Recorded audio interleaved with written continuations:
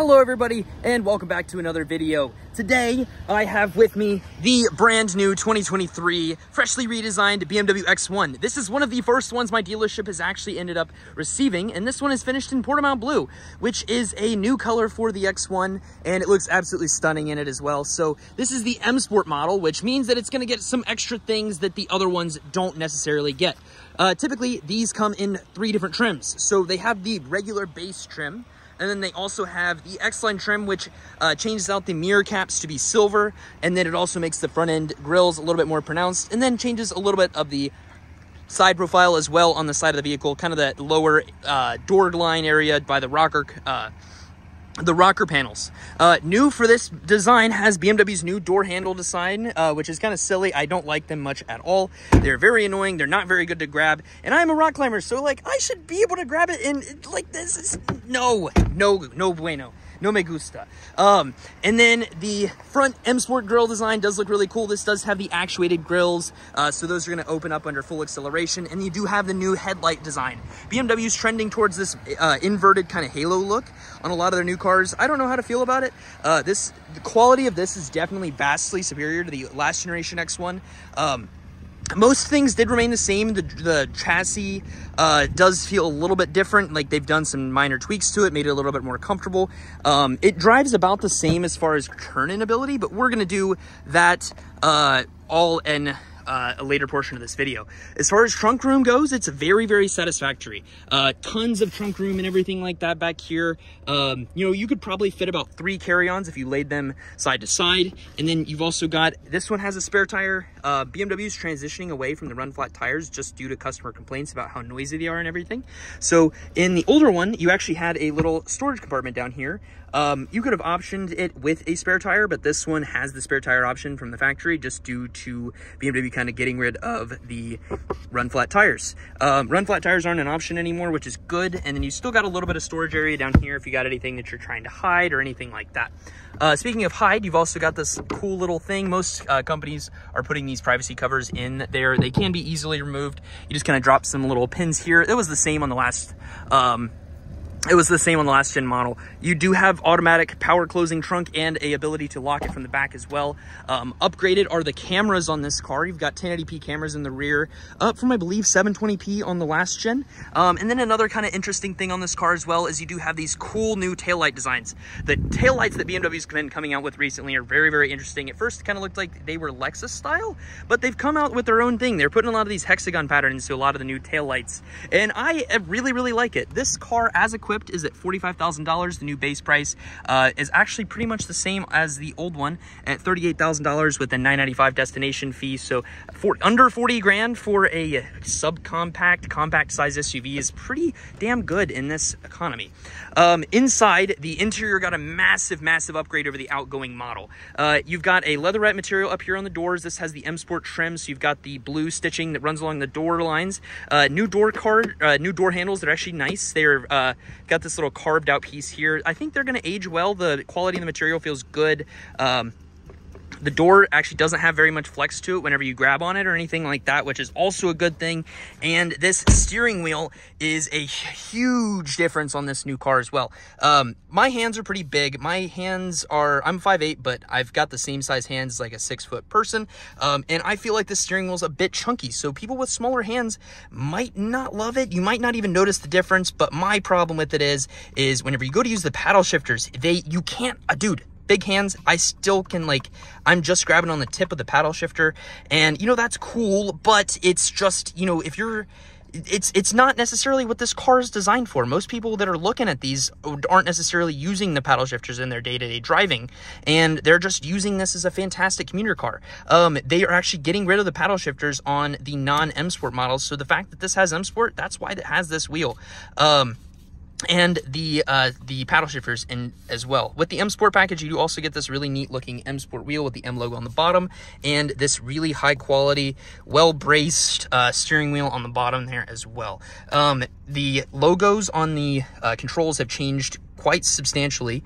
You do have this beautiful large iDrive 8 screen. It's all one continuous display with your main stuff going over here, and then you've got your infotainment set up in here. Speaking of the infotainment, it does change based on your different drive modes. You've got Sport, efficient, and then you also have expressive. Whenever you switch back, you've also got your comfort mode here, which is your personal, whatever. Most of the time, you'll probably just want to use either personal or expressive, and that's going to change based on the options and packages that this vehicle has. This one does have the ambient lighting package, which is very nice. You get that with the premium package as well, so all kinds of good stuff. iDrive 8 is very, very neat, and you do have the ability to actually use your phone as a key with this car with this new technology. iDrive 8, you can just take your phone, set it in this little tray here, and then start it up. It'll actually automatically log you into your BMW ID with the cloud, and you'll be able to use a full list of features and everything like that with that as well. Going back towards more of the interior, I'll do a full video kind of going over iDrive 8 and all the big changes and stuff like that. That'll probably be a YouTube short. However, it is very, very nice, and you will definitely hear about it more as the videos go on in the future. I do want to take a moment to talk about these seats. I think that they are literally the best seats that BMW is making right now. You've got these broad shoulder bolsters up here on the top, small little headrest. It just kind of looks goofy. If they put a bigger one in there, it wouldn't really change comfort, but it would just look nicer. But the Alcantara, seeing that on a car under 50 G's is absolutely phenomenal. These are not true leather seats. It is the new Sensafin. They don't offer leather on the X1, but that's not a huge problem, as you know, this is very, very high quality. They changed the design of the speaker outlets as well, so they're a little bit more refined and tuned into the door, and you don't even really notice them. You also do have a big, large, beautiful panoramic sunroof inside of the car as well, which is very good if you're one of those people that actually uses their sunroof or just likes keeping it open, which a lot of people really do enjoy. Rear legroom is very comfortable. I'll sit back in the rear area for you, and let you see about what we're looking at. So I sit with the seat very, very close, as you guys know, but there is probably that's almost a foot of legroom in the rear. So even if you moved the seat back another 6 inches, you would be able to comfortably sit about anyone here in the back of the car. As far as infotainment goes, you've got 2 little USB-C deals back here, and you've also got 2 additional USB-Cs in the front. That is where I'm at as far as all the tech stuff goes on the vehicle. This is on a shared platform with Mini Cooper, so the engine is actually out of a Mini Cooper Clubman. So it's mounted transversely as opposed to longitudinally, like a lot of our i4s and everything like that are with most of our vehicles. This is, I think it's a 2-liter 4-cylinder, putting out just over 200 horsepower. And as far as performance features goes, this isn't a performance car, so I'm not going to worry about that. What I'm focusing on is the day-to-day use case of the vehicle, which is super duper important. And there's also a bunch of new tech stuff that you get with this new body style as well. Like our backup assistant, panorama view, and all that kind of good stuff. If you were to get the parking assistant package, it actually allows you to, say if we were to pull into this parking spot here, right? So we're just going to go right into this spot, and I'm going to put the car in reverse, and you get this little message here that says startup backup assistant.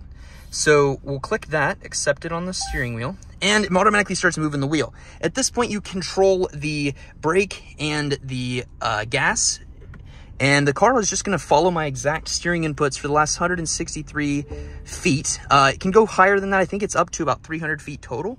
And it's going to modulate how much speed I'm allowed to do. I think if I cross over 8 miles an hour, it's not going to let me keep doing it, but it is really, really nice to be able to do stuff like that for, you know, big parking garages. I mean, I'm not doing anything. The car is actually it's just doing the damn thing, which is really, really cool.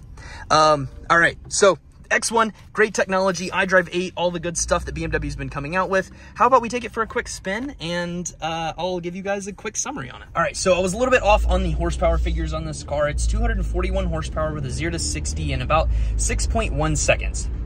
So it's no track star or anything like that. However, the car does drive and handle very, very well.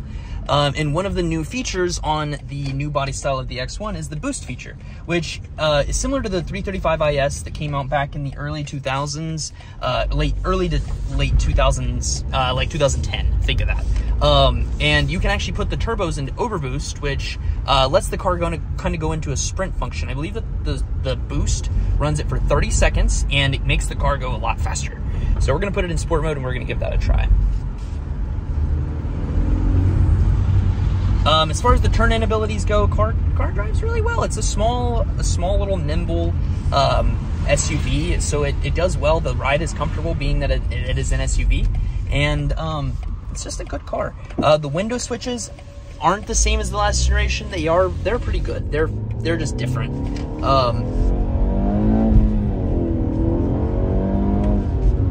Yeah, so it's pretty fun. I like it. It's a good ride.